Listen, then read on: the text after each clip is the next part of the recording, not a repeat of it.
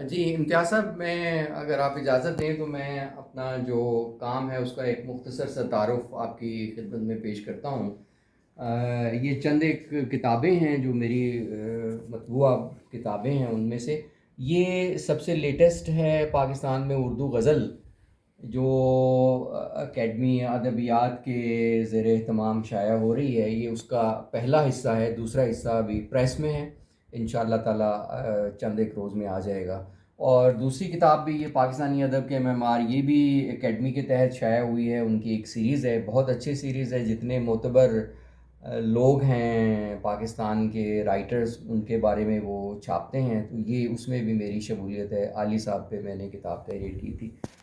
یہ بک فاؤنڈیشن کی چھاپے ہوئے ہیں۔ میرا نرنگ غزل کے نام سے 3 مختلف ادوار کی کوریج ہے پوئٹس کی، شروع ہوتی ہیں یہ آپ دیکھیے گا کہ ولی دکنی سے شروع ہو کے، پہلا حصہ ولی دکنی سے شروع ہوتا ہے، دوسرا مصطفیٰ خان شیفتہ پہ، اور تیسرا باقی صدیقی کے جو ہمارے ابھی کرنٹ شعراء ہیں۔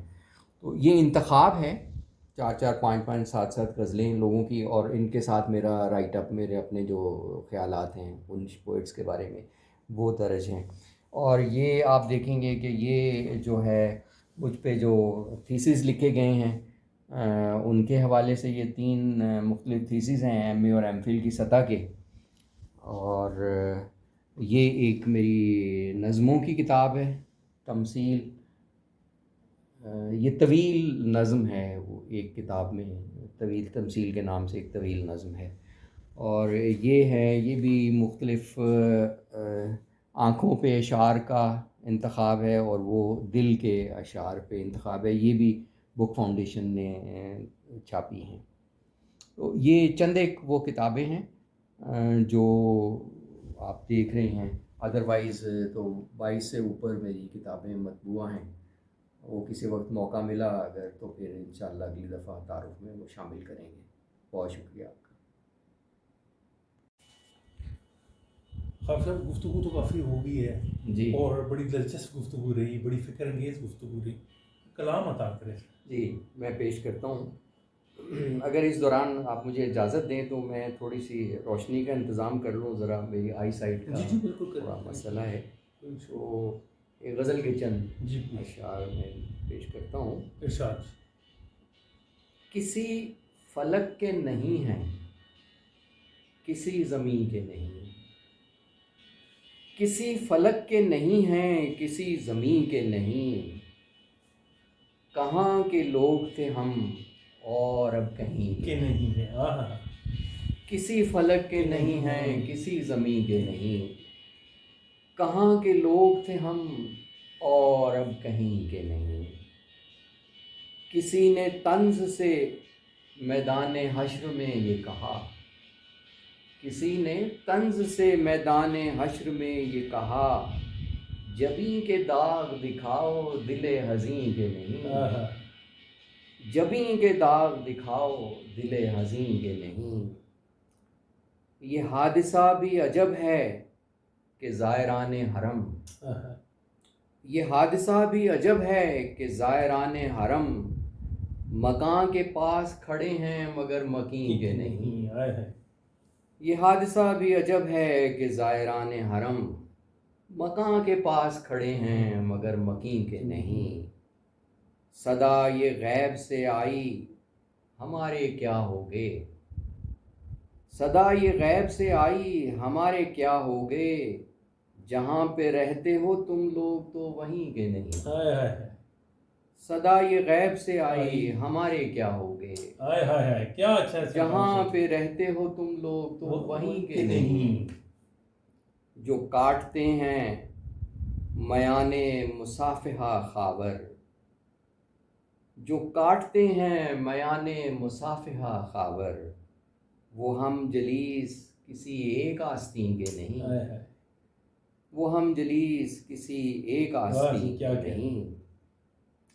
دوسری غزل کے چند شعر ہیں کہ آپ نے ساری گماں گتھی کہاں کھولی تھی، آپ نے ساری گماں گتھی کہاں کھولی تھی، ایک گرا میں نے بھی ہے چارہ گراں کھولی تھی، آپ نے ساری گماں گتھی کہاں کھولی تھی، ایک گرا میں نے بھی ہے چارہ گراں کھولی تھی، اب وہیں پھرتا ہوں احباب کے پتھر کھاتا، اب وہیں پھرتا ہوں احباب کے پتھر کھاتا، میں نے جس شہر میں شیشے کی دکان کھولی تھی، اب وہیں پھرتا ہوں احباب کے پتھر کھاتا، میں نے جس شہر میں شیشے کی دکان کھولی تھی، شہر یاروں کی ہر ایک بات سنی صبر کے ساتھ، شہر یاروں کی ہر ایک بات سنی صبر کے ساتھ، جی پہ بن آئی تو پھر میں نے زباں کھولی تھی، جی پہ بن آئی تو پھر میں نے زباں کھولی تھی، ڈھونڈتا پھرتا ہوں رستے میں گمے لال و گوہر، ڈھونڈتا پھرتا ہوں رستے میں گمے لال و گوہر، اور یہ یاد نہیں بگچی کہاں کھولی تھی، ڈھونڈتا پھرتا ہوں رستے میں گمے لال و گوہر، اور یہ یاد نہیں بگچی کہاں کھولی تھی، اپنی مٹی سے مجھے پیار تھا ایسا خاور، اپنی مٹی سے مجھے پیار تھا ایسا خاور، آنکھ میچی بھی وہیں آنکھ جہاں کھولی تھی، آنکھ میچی بھی وہیں آنکھ جہاں کھولی تھی۔ یہ چند اشعار ہیں جو کبھی کبھار آ جاتے ہیں تو لکھ لیتا ہوں۔ بہت اچھے جی، بڑی بہت لطف آیا، اور ہم وہاں کے نہیں ہیں جی، ہم کسی اور ہمارے کیا ہو گئے۔ بہت زبردست سر، بہت بڑی نوازش آپ کی، بہت اچھا موقع آپ نے فراہم کیا گفتگو کا، اور لطف آتا ہے جو اصحاب اچھے سوالات کے ساتھ آتے ہیں تو دل خوش ہوتا ہے۔ سر مجھے بڑی خوشی ہوئی، یہ کہتا ہے ارشاد معاف کہ دیکھیے کتنا ضخیم کام ہے آپ کا، اور بڑا اہم کام ہے، جب یہ چھپ کے آئے گا، اور جو آپ نے جتنا جی، یہ قریشی بھائی اس لیے بھی میری نظر میں گزشتہ اس طرح کے کاموں سے تھوڑا مختلف اور قدر اہم اس لیے ہے کہ اس میں کسی علاقے، کسی سیکٹ کا وہ نہیں ہے کہ یہ لکھنؤ کے شعراء کے بارے میں ہے یا پنڈی کے شعراء کے بارے میں ہے، دبستان پنڈی یا ہو فلانا یا دبستان یہ لکھنؤ، اس طرح نہیں ہے، یہ اوور آل ایک مطلب ریویو ہے تمام انسائکلوپیڈیا کہہ لیں، چھوٹا سا غزل، جی اردو غزل کا۔ انسائکلوپیڈیا کی تو شاید شکل تھوڑی اور ہو، لیکن یہ ہے کہ میں کہہ رہا ہوں اس سے ملتا جلتا، ہاں مماثل چھوٹا، مطلب جی، مطلب لفظ جو ہے نہیں مل رہا، لیکن اس پہ سر بڑی یہ جو کام کرنے والے ہیں اس کو ان کے اینتھولوجی لیے جیسے ہوتی ہے جی بالکل ایسے، وہ تو یہ اس کی ایک اہمیت تو سر اس بنتی ہے۔ کی ضرورت بھی ہے بہت۔ ہاں، یہ اگر کام کسی کنارے لگ گیا، امید ہے کوئی اس کی صورت اگر بن گئی تو یہ آئندہ کے غزل کے حوالوں میں جو نسلیں آگے کام کریں گی ان کے لیے ایک پلیٹ فارم ضرور مہیا یہ کرے گا۔ تو باقی اللہ تعالیٰ سے دعا ہے اور امید ہے کہ اس کو کسی گھاٹ اتر جائے۔ انشاءاللہ سر یہ ٹیکنالوجی کا دور ہے، اور بس اس میں ایک یہ ہے کہ تخلیقات اپنے مزاج اور اپنی مصروفیات اور اپنی ظاہر بتائے کام کے مطابق جو اس کو فرصت ملتی ہے اسی حساب سے کام کرتا ہے۔ مطلب میرے اس بات کا مقصد یہ تھا کہ جتنی جلدی ہو سکتا ہے نا سر یہ کام ساتھ ساتھ پرنٹنگ میں چلا جائے، تاکہ وہ ساتھ ساتھ ہوتا چلا جائے تو سیف ہوتا چلا جائے۔ جی ہو رہا یہ ہے، میں ویسے ایک بات کروں، مطلب خدشے میں یہ میں کو آپ کو مشورہ نہیں دے رہا، بیکاز آپ سمجھتے ہیں ساری چیزیں آپ نے کر بھی لیا، لیکن وہ ایک اظہار ہے نا، مطلب ایک خوف ہوتا ہے نا کہ اتنا آپ کام ایک کام کر رہے ہیں اور اس کا وہ کہنے کا مقصد ہے جلدی کنارے پہ لگ جائے. اللہ تعالیٰ آپ ہاں، کی تو وہ اور میں سمجھتا ہوں توفیقات کہ میں اضافہ کرے. یہ خوف بھی بعض اوقات بڑی اچھی مثبت چیز ہو جاتی ہے. یہ بات آپ نے اچھی کہی ہے، میں اس کو تائید بھی کرتا ہوں کہ کچھ یہ میرا کام بھی کچھ اسی خوف کی وجہ سے ہی ہو رہا ہے، کہیں رہ نہ جائے. چلیں، میرے ہوتے ہوئے اگر نہ چھپا تو شاید کبھی اس کی پرنٹنگ کی کوئی اور صورت بعد میں نکل آئے، کیونکہ بہت سے ایسے ہم نے دیکھے ہیں کہ جن کی وفات کے بعد ان کے کام نہیں ان سر، سامنے وہ آئے چلے ہیں. وہ تو ہے، لیکن اگر یہ اب ذمہ داری جب آپ کے اوپر سارا کام آپ نے کر لی ہے تو آخری کام بھی اللہ تعالیٰ پاک آپ کو صحت دے، آمین. تندرستی اگر دے، اگر کوئی اس کی اور شکل، انشاءاللہ کیونکہ ایسا ہی ہوگا کہ آپ کی امتیاز بھائی یہ، سپرویژن میں ہو جائے نا، ہاں اس کا وہ کام اور ہوگا. آپ کی جگہ میں وہ کام کروں گا نا، میں شاید اس اینگل کو اس طرح سے نہ کر سکوں. وہ تو ایک چھپانا ہے نا، پھر ایک کام کرنا ہے نا، نبیڑنا ہے. وہ تو پھر آپ نے کر دینا ہے نا. وہ تو پھر کسی کو بھی کھڑا کریں تو مزدور لگائیں گے، انہیں ٹھیکوں پہ 2 منٹ میں کر کے باہر کر دینا. درست. اس میں نہیں دیکھنا کہ یار یہ کہاں چھپنی ہے، اس کی ترتیب کیا ہونی ہے، اس کا زیر زبر کہاں تھا، یہاں کیا لگنا ہے. تو اللہ تعالیٰ آپ کی توفیقات میں اضافہ کرے آمین. اور یہ آپ کو ہمت دے کہ ایسا کام جو ہے بڑا منفرد کام ہے. اور اللہ تعالیٰ نے اب ظاہر بات ہے، میں تو اس پہ ویل وشر ہوں آپ کا، اور میں دعا بھی یہ کرتا ہوں اور میرا یقین بھی ہے کہ جب اللہ تعالیٰ نے آپ کو اتنی توفیق دی ہے یہ کوئی تو سبب ذمہ سبب داری جو بنائے ہے، گا وہ ہاں، تو انشاءاللہ. کوئی نہ کوئی ایسی صورتحال ضرور ہوگی کہ یہ آپ کے ہاتھوں سے ہی پایا تکمیل تک پہنچے گا. کیونکہ یہ صرف آپ کا کام نہیں ہے، اصل میں یہ آئندہ نسلوں کی امانت بھی ہے. اور یہ اب آپ کو ذمہ داری، اور یہ کام، یہ ضخیم کام، یہ مشکل کام آپ کی ذمہ آیا ہے. تو اللہ تعالیٰ آپ کو مزید ہمت بھی دے جی، اور آسانیاں پیدا فرمائے کہ یہ میرا بھی یہی سوچ ہوتی ہے کہ دیکھیں ہر زیرو کو اللہ میاں نے کوئی نہ کوئی کام تفویض کر رکھا ہے. بالکل ایسے. وہ بہت سی ایسی چیزیں ہوتی ہیں جنہیں ہم بڑی بے وقت سمجھتے ہیں، اور یہ دیکھتے ہیں کہ یہ نہیں دیکھتے کہ قدرت کو کیا منظور ہے. ظاہر ہے کہ وہ ہماری اتنی سوچ بھی نہیں ہوتی کہ ہم اس کا اندازہ کر سکیں کہ یہ کسی زیرو کو اللہ تعالیٰ نے کس مقصد کے لیے پیدا کیا اور کس کام پہ لگایا ہوا ہے.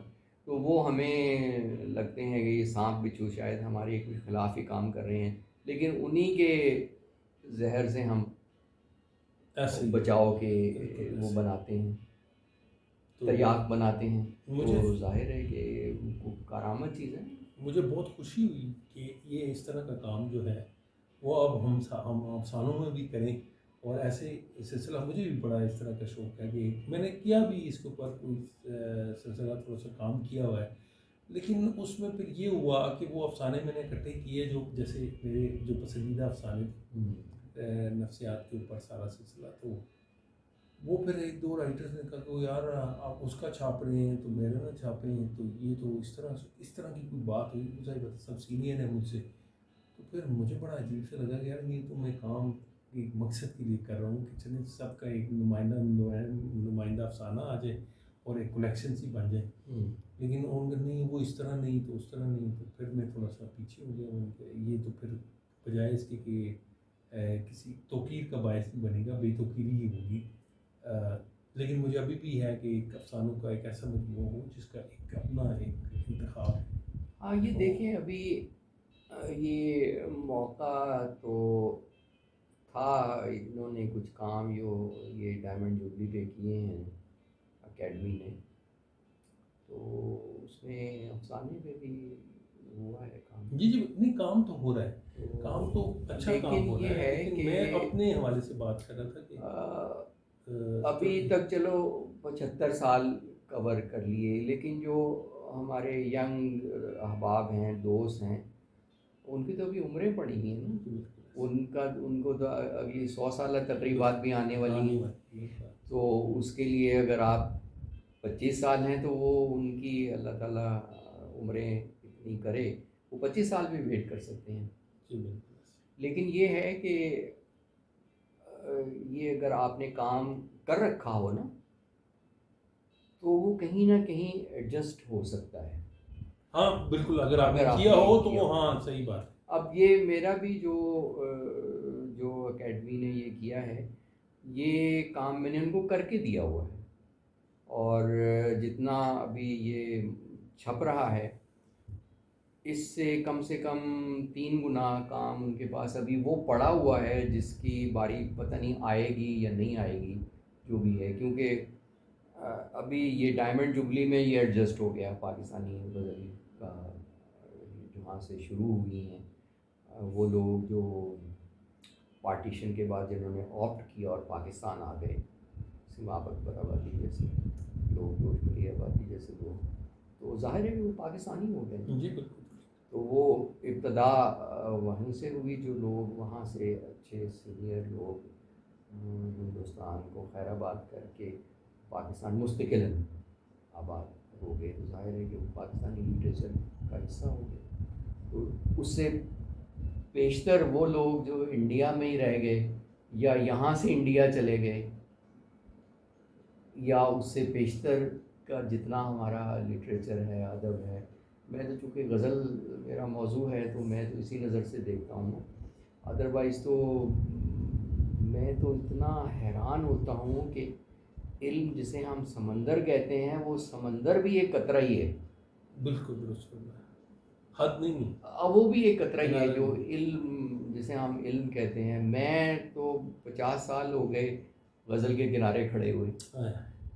تو یہ ایک صنف ادب کی ایک صنف نہیں نمٹ رہی. تو باقی لٹریچر پہ کوئی دعویٰ کرنا یا علم پہ تو ہو ہی نہیں سکتا. علم کس نے دیکھا ہے، اس کی حد کیا ہے کیا نہیں ہے. کسی ایک لٹریچر کی، اردو لٹریچر کو آپ زندگیاں چاہیے کئی، تو جو ورلڈ لٹریچر ہے اس تک کہاں پہنچ پائیں گے آپ.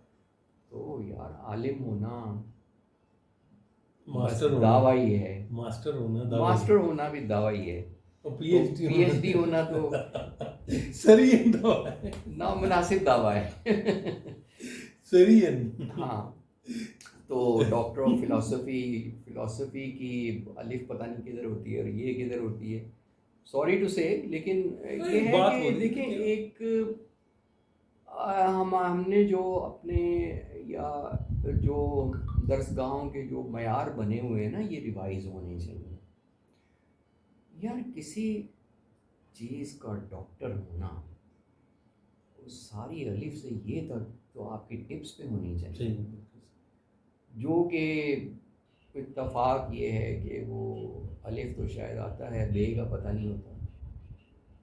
تو ان لوگوں کو بڑے بڑے دعوے ہوتے ہیں. تو بس اپنی حد میں رہنا چاہیے، اور بلکہ اس سے پیچھے ہی رہنا چاہیے تاکہ آپ کی حد کو لوگ تسلیم کر لیں. سر بڑھیں گے حد سے تو وہ تو کسی نے تسلیم نہیں کرنا. درست کہا سر. وہ روز لوگ دو غزلیں کہتے ہیں تو وہ غالب کہتے تھے، غالب کون تھا جی؟ میں ایسے بھی دعوے دار ہیں، تو پھر کیا لوگ بھی ہیں. لیکن بات یہی ہوتی ہے، دیکھیں جب ہم نے یہ لکھنا شروع کیا تو ہم بھی یہی سمجھا کرتے تھے کہ کچھ ہو گئے ہیں. لیکن جب آپ آگے بڑھے چلتے ہیں نا، جب آپ چلتے ہیں، جب شاہراہ پہ آتے ہیں، اب ایک پگڈنڈی پہ آپ چلے جا رہے ہیں تو آپ ہی ہیں نا، آپ ہی ہیں، ایک ہی ہیں، کچھ بھی نہیں دور دور تک. لیکن جب آپ جی ٹی روڈ پہ آتے ہیں تو پتہ چلتا ہے یار یہ جو ٹریفک ہے. میں تو ہوں ہی میں تو سائڈ پہ رہے. اور سب آخری سوال، میوزک سے دلچسپی ہے؟ یار میوزک سے بڑی دلچسپی تھی. یہ بات آپ سے پیشتر نہیں ہوئی کہ یہ ہمارا شوق کا سفر کہاں سے کہاں پہنچا. میوزک کی اس حد تک دلچسپی تھی کہ کیسٹوں کی کیسٹیں وہ نمبر لگا کے تو بھروایا کرتے تھے. اچھا، کہ پہلے یہ ہو اور بعد میں یہ ہو، ترتیب ہو، یہ ترتیب، پہلے یہ سننا ہے پھر یہ سننا ہے پھر یہ. کس کو سنتے تھے زیادہ؟ یار ہمارے دیکھیں زمانے میں تو اب ہم لتا اور رفیع کے زمانے کے لوگ ہیں، تو یہ میرے جو گائکی میں جو میرے پسندیدہ ہیں وہ تو یہی دو نام ہیں. نور جہاں بہت بڑا نام ہے. اب میں تو چونکہ موسیقی میرا شعبہ نہیں ہے تو میں کچھ کہوں گا تو وہ مناسب نہیں ہوگا. تو آواز کی جو سریلا پن ہے نا وہ لتا جیسا نہیں ہے کسی کا بھی. اب وہاں آپ دیکھیں کہ کتنے ڈپلیکیٹ تیار ہو گئے ہیں انڈیا میں. آپ آنکھ بند کر لیں, آپ نہیں کہہ سکتے یہ لتا نہیں. یہ سب چھوٹے چھوٹے بچوں کو تو خیر آپ وہ تھوڑا ڈسٹنگوش کر لیں گے کہ آواز اتنی میچور نہیں ہے, لیکن جو میچور آوازیں ہیں وہ بھی بالکل اس میں قریب بہو وہی ہیں. ہم نے آج تک کسی کا نم البدل پیدا نہیں کیا. حالانکہ ہمارے ہاں گھرانے جن کو ہم کہتے ہیں وہ زیادہ تر پرومیننٹ مسلمان گھرانے ہی تھے موسیقی میں, لیکن جو